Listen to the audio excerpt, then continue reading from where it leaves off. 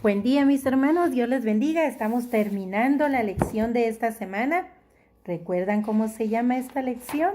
Es la lección 27 y se llama ¿Cómo honrar la presencia de Dios? ¿Cómo honramos la presencia de Dios? Viviendo conforme a su voluntad según la poderosa palabra de Dios. Así que no se le olvide qué texto aprendimos esta semana, además del texto que nos dice aquí el escritor, que nos sugiere aprender y memorizar, y puso delante del arca de Jehová ministros de los levitas para que recordasen y confesasen y lo hacen a Jehová su Dios. Primera de Crónicas 16:4. Además de eso, que nos sugiere el escritor aprender ese versículo, hemos aprendido el versículo 23 y 24 de Juan 14, que dice que los que le aman, su palabra guardan, y dice que los que no guardan su palabra, no le aman. Así que, mis hermanos, hemos tenido esas enseñanzas también a través de la vida del rey David. En Primera de Crónica nos muestra cómo el rey David dependía totalmente de Dios en toda su manera de vivir. Y sabemos que cuando David se separó de la voluntad de Dios, pecó. Entonces nosotros ya sabemos el camino, por eso ha permitido el Señor que estén escritas estas historias. Habrán pasado muchísimas más, pero esas que el Señor ha permitido en su palabra son para guiarnos a nosotros y que tengamos una vida conforme a la voluntad de Dios. El tema de hoy se llama Regocijémonos en la presencia de Dios. Ya vimos que debemos honrar la presencia de Dios en nuestras vidas. Vimos como segundo tema las bendiciones que recibimos de Dios, que recibimos de tener la presencia de Dios en nosotros. Toda aquella persona que ha sido redimida, aunque pase por aflicciones, por tribulaciones, recibe bendiciones. Y yo les comentaba en la clase anterior que hay que ser un poquito observadores para poder reconocer que la presencia de Dios ha traído bendición a nuestras vidas.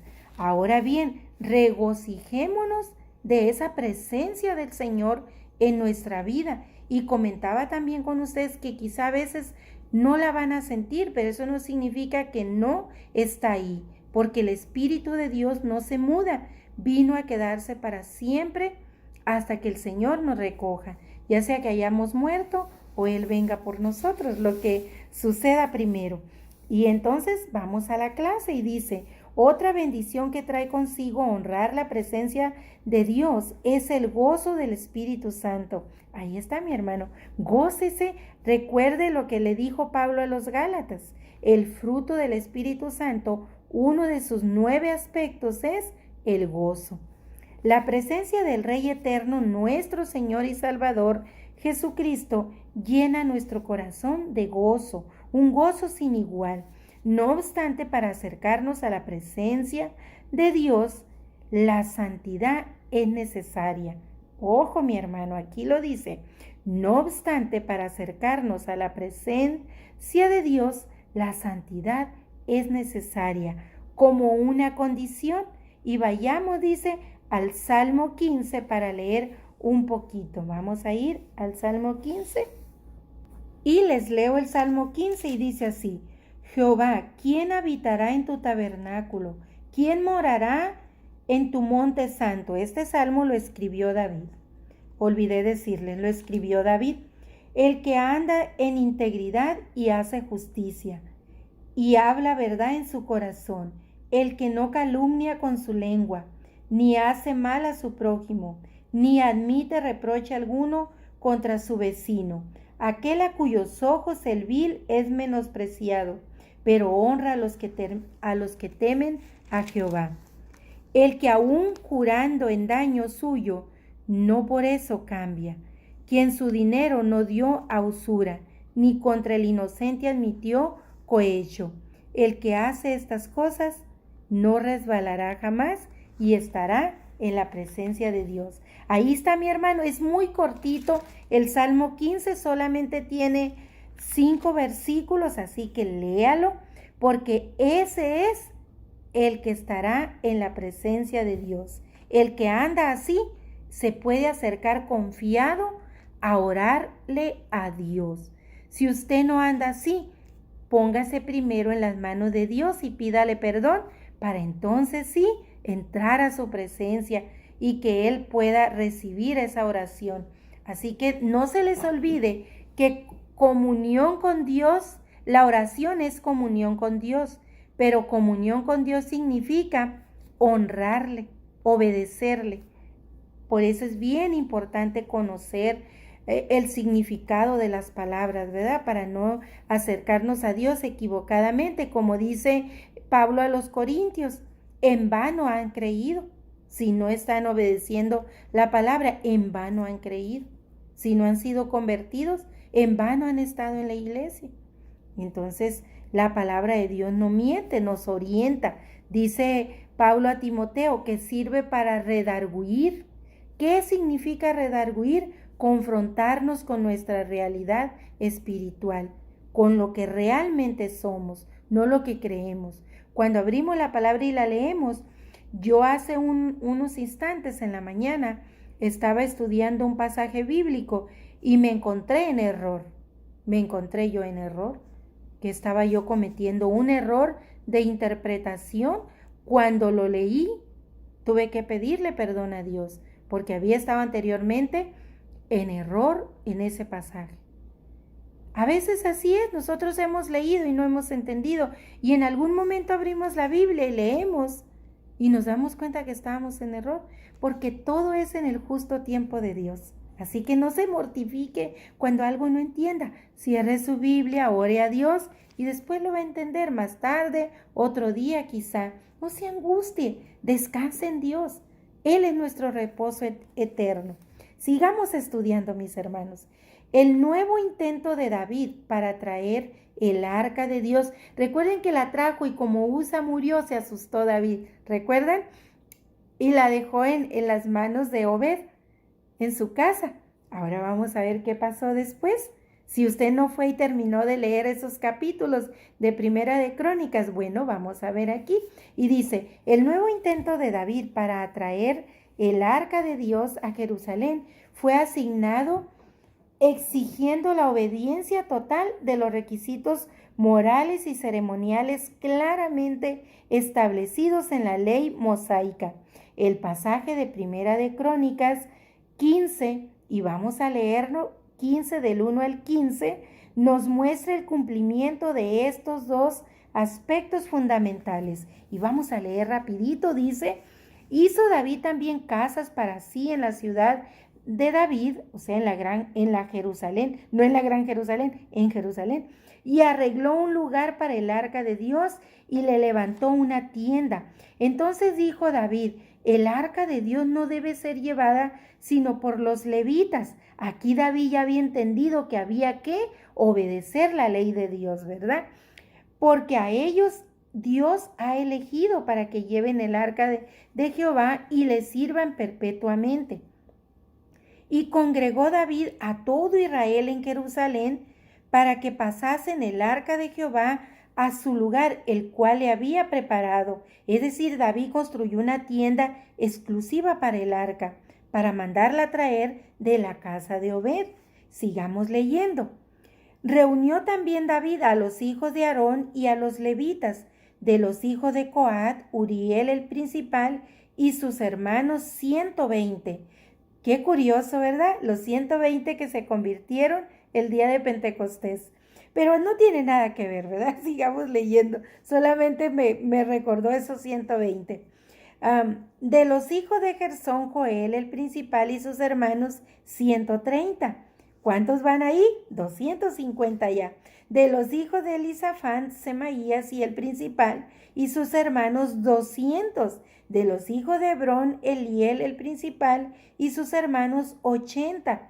De los hijos de Uziel el principal y sus hermanos 112. Y llamó David a los sacerdotes Sadoc y Abiatar y a los levitas Uriel, Asaías, Joel, Semaías, Eliel y Aminadab, y les dijo, vosotros que sois los principales padres de las familias de los levitas, santificaos vosotros y vuestros hermanos, y pasad el arca de Jehová Dios de Israel al lugar que le he preparado, pues por no haberlo hecho así, vosotros la primera vez, Jehová nuestro Dios nos quebrantó, por cuanto no le buscamos según su ordenanza.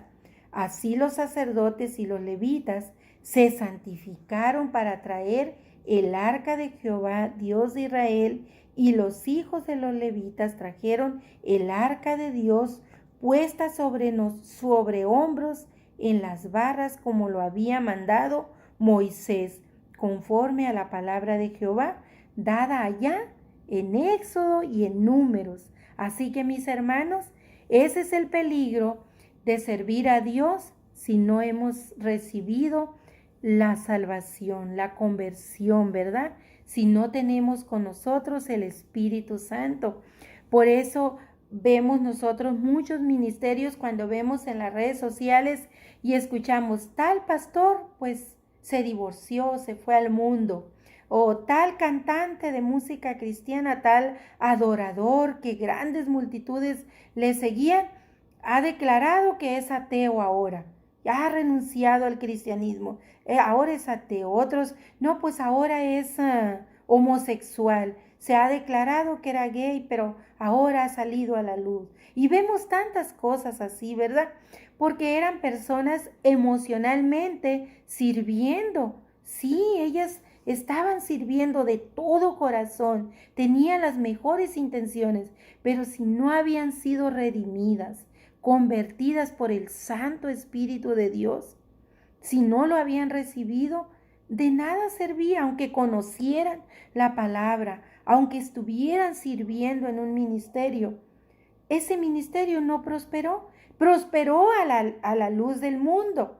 Sí, prosperó en la carne, prosperó, pero no se sostuvo espiritualmente porque no estaba sobre la roca, estaba sobre arenas movedizas. Es necesario que el que le sirve al Señor esté fincado sobre la roca que es Cristo, sellado por su Santo Espíritu, para poder que prospere hasta el día que el Señor venga. Así que, mis hermanos, tengamos esa seguridad que nosotros estamos sobre la roca.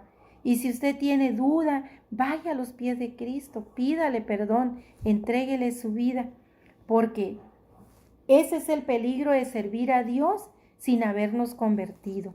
Ese es el peligro, porque cometemos muchos errores y como tal vamos a recibir las consecuencias como Usa, ¿verdad? Que hasta la muerte recibió Usa. Y como David fue quebrantado en temor. ¿Qué hizo David? Detuvo la obra. Si nosotros estamos cayendo en error, detengamos la obra, paremos primero para corregir el rumbo, para entregarnos al Señor, que Él nos ayude a levantarnos. No sigamos en error, porque es como una bolita de nieve. Va a seguir creciendo el error hasta que caiga por sí mismo y no se pueda sostener, pero la caída será tan dura como la del hijo pródigo. No caigamos hasta el fondo para levantarnos. Si conocemos la palabra, detengámonos un ratito y pongámonos en las manos de Dios para que Él nos ayude a corregir el rumbo y no caer fulminados como Usa, ¿verdad? Sigamos entonces aquí con la palabra de Dios. Bien, pues después de haber leído ese pasaje, continuemos con la lección. En esa ocasión David mandó que el arca fuese trasladada exclusivamente como la ley mosaica lo mandaba. Notemos especialmente el cumplimiento del requisito que todos los levitas y sacerdotes, David les mandó a que primero se santificaran antes de ir a traer el arca. Primero fue necesario santificarse. ¿Por qué? Porque no puedes hacer nada ante Dios si no estás santificando tu vida. Poco a poquito, todos los días. No es que ya seas listo para ser glorificado, no. Todos los días. Esa es la obediencia. La obediencia es lo que hace santificarte. Te lleva a la santificación. Más o menos nosotros no estamos para decidirlo. Solo Dios sabe qué tan o tan poco o tan mucho te ha santificado. Solo Dios lo sabe. pero el mundo verá el fruto, la evidencia, donde, como miramos en la lección anterior, en la actitud. Ahí es donde se ve la santificación, en la actitud de cada uno de nosotros. Si nuestra actitud es congruente con lo que dice la palabra de Dios. Pues David mandó a que todos se santificaran primero antes de acudir a llevar el arca. Aunque en estos casos el énfasis principal es el culto, también vemos que David procuró que todos fueran éticamente morales de acuerdo a la ley mosaica, para cumplir con los requisitos que Dios pedía. Hablando teológicamente, la santificación es el acto o proceso total por medio del cual nuestra mente se va renovando día con día de acuerdo a la palabra para interactuar con los demás hermanos. Los creyentes somos santificados por la sangre de Cristo y día con día nos renovamos mediante la palabra, lo cual nos concede plena libertad para acercarnos a la presencia de Dios. ¿Ven lo que nos da la libertad de acercarnos a la presencia de Dios? El renovarnos día con día nuestra mente. ¿Por qué nuestra mente? Porque de esa forma cambiamos nuestra manera de ser. ¿Cómo va a cambiar nuestra actitud si seguimos pensando lo mismo que antes de recibir al Señor? No. Por eso dice que dice que la sangre de Cristo nos ha santificado, pero nuestra mente se renueva día con día conforme a la palabra, por medio de la palabra. Y eso, dice, nos concede la plena libertad para acercarnos a la presencia de Dios. La última sección de esta lección que estamos viendo hoy, dice que vayamos y leamos ahí donde nos quedamos, de ahí en adelante. Vamos a leer solamente del 15, nos quedamos en el versículo 15, vamos a terminar ese. Y luego vamos a ir a leer del 16, solamente el 43. Entonces terminamos y dice: Asimismo dijo David a los principales de los levitas que designasen de sus hermanos a cantores con instrumentos de música, con salterios, arpas, címbalos, para que resonasen con alegría. Y los levitas eligieron a Hermán, hijo de Joel, y de sus hermanos a Asaf, hijo de Berequías, y de los hijos de Merari, y de sus hermanos a Etam, hijo de Cusaías, y con ellos a sus hermanos del segundo orden, a Zacarías, Jaziel, Semiramot, Jeiel, Une, Eliad, Benaía, Masaías, Matatías, Elifelú, Mignías, Obed Edom y Jeiel, los porteros. Así Emán, Esab y Etam, que eran cantores, sonaban címbalos de bronce, y Zacarías, Asiel, Semiramot, Jeiel, Uni, Eliad, Maasías y Benaía con salterios sobre Alamot. Matatías, Elifelú, Micanías, Obed-edom, Jeiel y Asasías tenían arpas afinadas en la octava para dirigir. Y Kenanías, principal de los levitas en la música, fue puesto para dirigir el canto, porque era entendido en canto. Berequías y Elcana eran porteros del arca. Y Sebanías, Josafat, Natanael, Amasaal, Zacarías, Benaía, Eliezer, no sé cómo se pronuncia, sacerdotes, tocaban las trompetas delante del arca de Dios. Obed-edom y Jeías eran también porteros del arca. David, pues, y los ancianos de Israel y los capitanes de millares fueron a traer el arca del pacto de Jehová de casa de Obed-edom con alegría, y ayudando Dios a los levitas que llevaban el arca del pacto de Jehová, sacrificaron 7 novillos y 7 carneros, y David iba vestido de lino fino, y también todos los levitas que llevaban el arca, y asimismo los cantores. Y Kenanías era maestro de canto entre los cantores. Llevaba también David sobre sí un efod de lino. De esta manera llevaba todo Israel el arca del pacto de Jehová con júbilo, con sonido de bocinas, con trompetas y címbalos y al son de salterios y arpas. Pero cuando el arca del pacto de Jehová llegó a la ciudad de David, Mical, hija de Saúl, mirando por una ventana, vio al rey David que saltaba y danzaba y lo menospreció en su corazón. Esa es otra historia, ¿verdad? Que Mical, muchos también nos miran a nosotros como locos. Alguna vez nos han dicho, ¿verdad? Otras veces nos menosprecian. Algunas personas hasta dejan de hablarnos, pero a nosotros que no nos importe eso. Hay muchos Mical, muchos y muchas Mical el día de hoy, pero que eso no nos importe. Porque miren lo que dice el capítulo 16, 43, dice: y todo el pueblo se fue cada uno a su casa, y David se volvió para bendecir su casa. Cada quien, cuando terminaron de adorar, de honrar al Señor, cada quien se fue a su casa. Pero David, a pesar de ser humillado por su esposa, miren lo que hizo. Regresó, dice, volvió para bendecir su casa. Bendiga su hogar. Si usted es un hombre o una mujer de Dios, que su pareja no está convertida o convertido, bendiga su casa. No le echen cara a su pareja que no ama a Dios. Al contrario, bendígalo. Dele testimonio, dele palabra cada que pueda. Porque no es usted el que lo va a convertir, es Dios. Pero dele palabra, porque la fe viene por el oír la palabra de Dios. David no vino a pelear con Mical, regresó, dice, para bendecir. Y continuamos para terminar, dice la lección.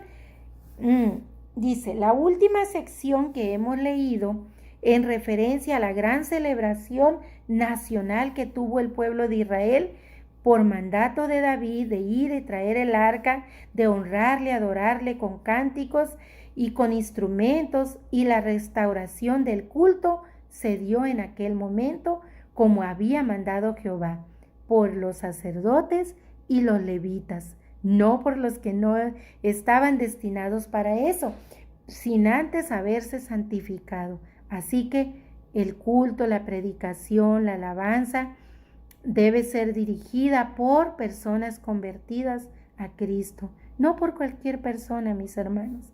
Seamos serios y como dice aquí, honremos la presencia de Dios, no con cualquier cosa, sino como está escrito, ¿verdad? Seamos santos, dice Pedro, porque Él es santo. ¿Quién? Dios. Notemos cómo fueron organizados los levitas apropiadamente de acuerdo al mandato de Jehová, de acuerdo a los dones que ministraban según la presencia de Dios en ellos. Unos cantores, otros adoradores, otros tocando instrumentos, otros dirigiendo, otros en el sacrificio, pero todos pusieron en práctica los dones que el Señor les había dado, desde los sacerdotes, los cantores, los músicos, los porteros, los oferentes, todos honraron a Dios, pero lo honraron como Él manda en su palabra, como estaba escrito en la ley de Moisés. También es de singular importancia el versículo que leímos donde dice: y David iba vestido de lino fino, y también todos los levitas que llevaban el arca, y asimismo los cantores, y que Ananías era maestro de canto entre los cantores, y también llevaba un efod de lino.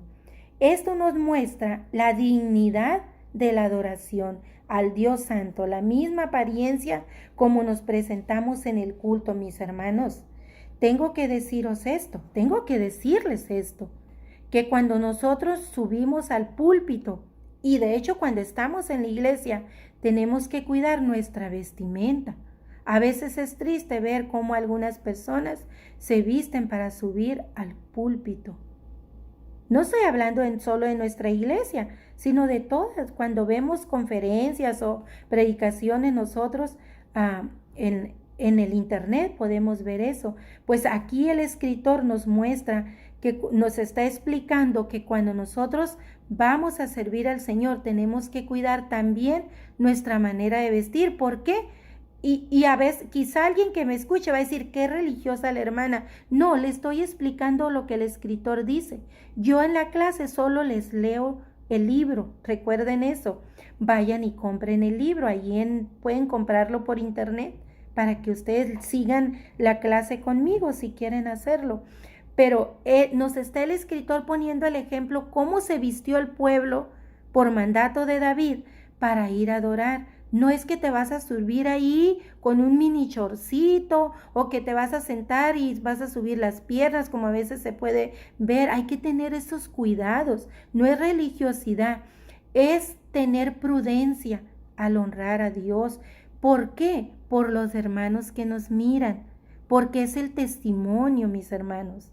No es si eres religioso o no eres religioso. No está en la Biblia cómo te vistas. Solamente dice que honrosamente. Y aquí nos está explicando David, el escritor con el ejemplo de David, cómo es servir a Dios honrosamente, cómo es vestirse honrosamente.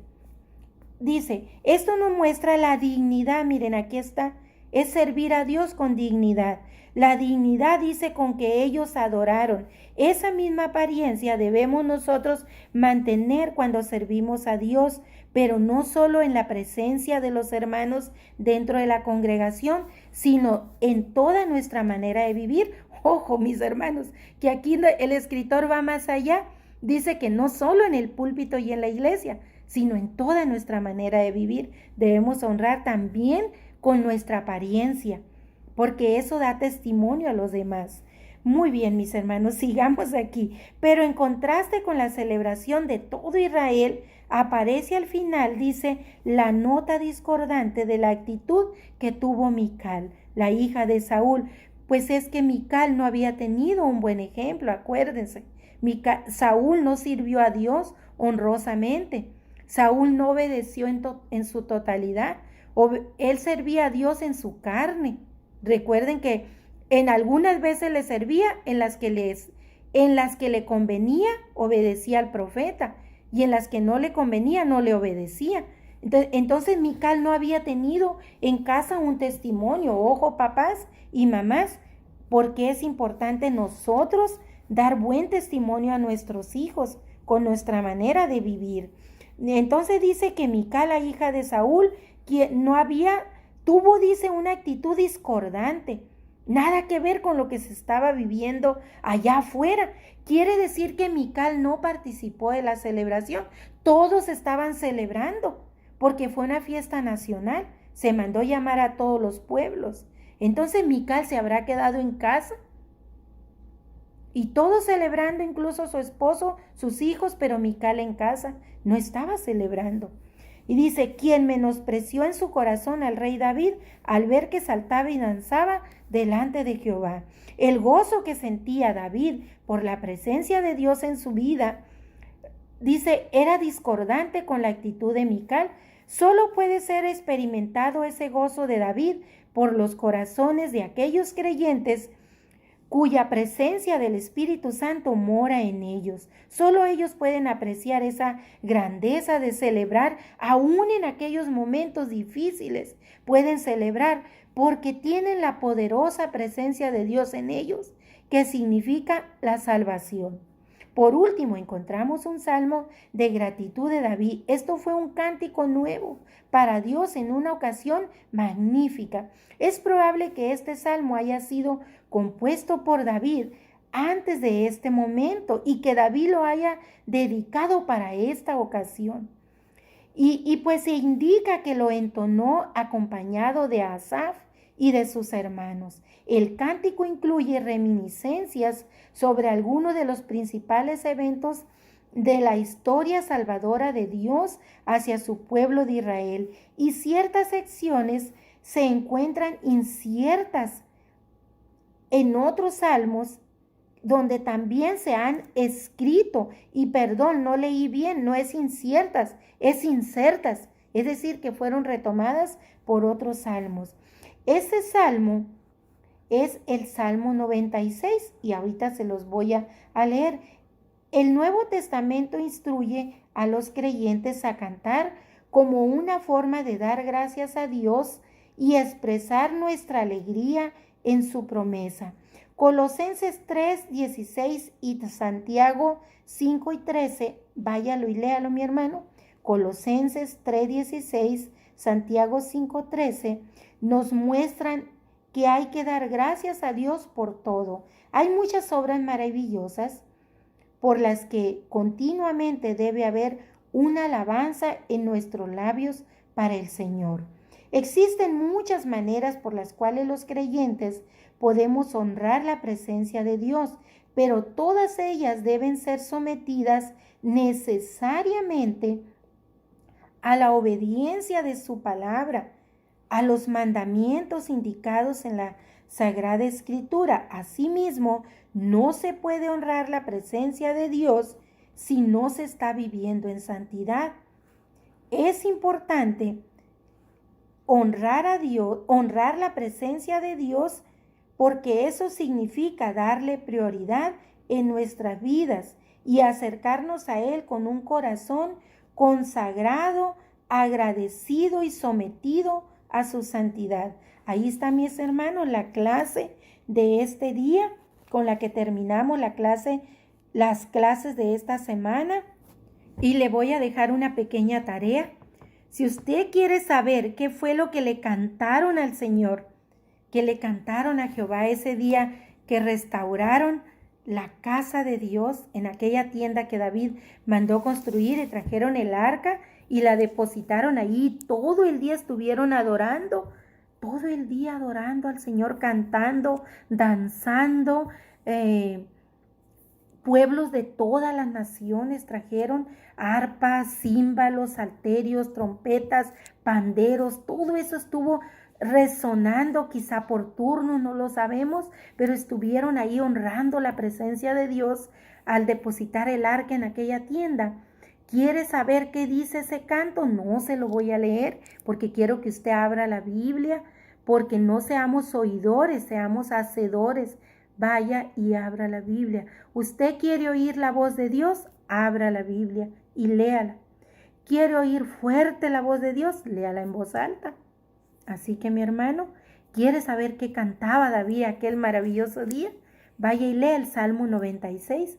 Cantad a Jehová cántico nuevo. Cantad a Jehová toda la tierra, dice David. Cantad a Jehová, bendecid su nombre. Anunciad de día su salvación. Usted salvo, anúncielo a los cuatro vientos, como Daniel, que no guardaba su amor a Dios, aunque estaba prohibido y podía ser enviado al foso de los leones. Él abría las ventanas para que todos le vieran. No le importaba que fueran y lo denunciaran. Usted grítelo a los cuatro vientos.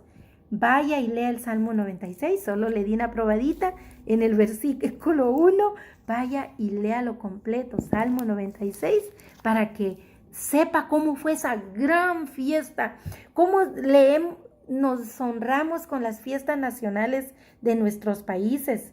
Pues vaya y vea, es así realmente, era una gran fiesta nacional, la del pueblo de Dios.